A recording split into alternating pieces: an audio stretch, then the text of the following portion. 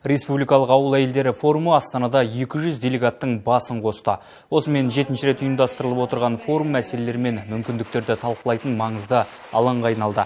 Қазақстанның түкпір-түкпірінен жиналған іскер әйелдер ауыл аймақтың тұрақты дамуы, ауыл кәсіпкерлігінің ерекшеліктеріне тоқталды.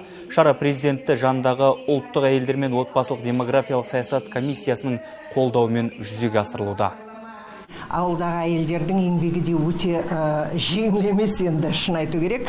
Жаңа технология дейміз, жаңа жасыл технология дейміз, соның бәрі жерге жетіп жатқан жоқ. Ауыл әйелдерінің мынау қолжетімдігі ақпаратқа, мемлекетте қандай жаңалықтар болып жатыр, қандай бағдарламалар болып жатыр, қандай көмек көрсетіп жатыр, соған онда қолдары жете қоймайды. Сол мәселелердің бәрі осы жерде талқыланатын болады.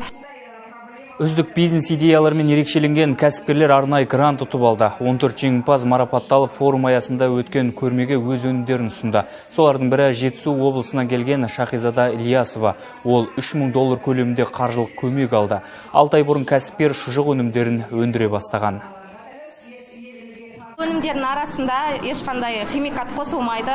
Ысталған қазы, кәдімгі бұрынғы өзіміздің ата заманнан келе жатқан өнімдерді өндіреміз. Қазіргі таңда мен бұны үй жағдайында өзімнің үйімде жасап отырмын. Осы гранттың арқасында бұйырса кеңінен үлкен нарықтарға шығу үлкен мақсатым.